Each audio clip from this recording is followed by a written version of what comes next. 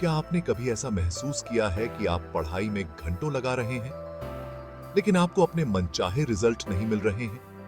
आप अकेले नहीं हैं। बहुत से स्टूडेंट्स को ऐसे स्टडी मेथड्स खोजने में स्ट्रगल करना पड़ता है जो उनके लिए ट्रूली वर्क करें। जैसे एक कारपेंटर को आरी और हथौड़े की जरूरत होती है, वैसे ही स्टूडेंट्स को इफेक्टिव स्टडी टेक्निक्स की जरूरत होती है। ये टेक्निक्स अंडरस्टैंडिंग, रिटेनिंग और नॉलेज को अप्लाई करने के बारे में है। इन मेथड्स को अपनाकर आप अपनी एकेडमिक पोटेंशियल को अनलॉक कर सकते हैं। आइए एकेडमिक सक्सेस के आपके पाथ का निर्माण शुरू करें। क्या कभी पढ़ाई करते समय आपका मन भटकता है?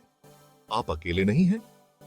हमारे दिमाग prolonged periods of intense focus के लिए वायर्ड नहीं है। यहीं पर पोमोडोरो टेक्निक काम आती है। यह टेक्निक सिंपल है।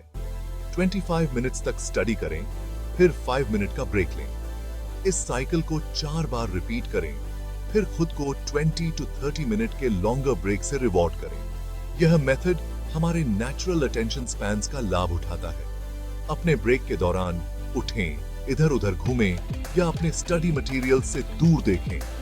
यह बर्नआउट को रोकने में मदद करता है और आपको रिफ्रेश्ड रखता है। पोमोडोरो टेक्निक आपके स्टडी टाइम को मैक्सिमाइज करने के लिए एक पावरफुल टूल है। यह आपके दिमाग के लिए इंटरवल ट्रेनिंग की तरह है, फोकस बिल्ड करता है और आपकी प्रोडक्टिविटी में इंप्रूवमेंट करता है। क्या आपने कभी किसी चीज को कई बार पढ़ा है और बाद में उसे भूल गए हैं? पैसिव रीडिंग से काम नहीं चलता। हमें मटेरियल के साथ एक्टिवली एंगेज करना होगा। यहीं पर एक्टिव रिकॉल काम आता है। इंफॉर्मेशन को मेमोरी से रिट्रीव करना शामिल है। एक सेक्शन पढ़ने के बाद अपनी बुक को बंद करें और की पॉइंट सोचें। क्या मैं इस कॉन्सेप्ट को अपने शब्दों में एक्सप्लेन कर सकता हूं? आप फ्लैश कार्ड्स का यूज कर सकते हैं या क्विजेस क्रिएट कर सकते हैं। इंफॉर्मेशन को रिट्रीव करने का कार्य न्यूरल पाथवेज को स्ट्रेंथन करता है, जिससे याद रखना आसान हो जाता है। जितना ज्यादा आप इसका यूज करेंगे, यह उतना ही स्ट्रांग होता जाएगा। हम सभी ने कुछ सीखने के कुछ देर बाद ही इंफॉर्मेशन को भूलने का एक्सपीरियंस किया है।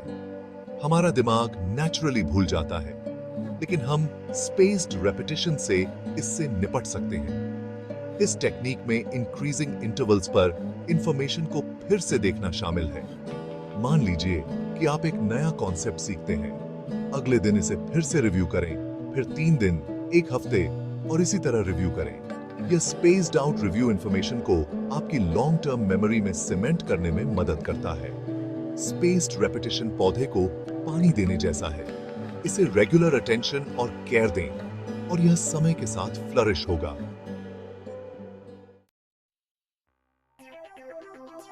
The power of a plan study schedules. बिना प्लान के स्टडी करना बिना मैप के किसी नए सिटी को नेविगेट करने जैसा है। स्टडी स्केड्यूल क्रिएट करना आपके लर्निंग को स्ट्रक्चर और डायरेक्शन प्रोवाइड करता है। अपने पीक स्टडी टाइम्स को आइडेंटिफाई करें। अपने मोस्ट चैलेंजिंग सब्जेक्ट्स को स्केड्यूल करें जब आपका फोकस शार्पेस्ट हो। याद रखें, फ्लेक्सिबिलिटी की है।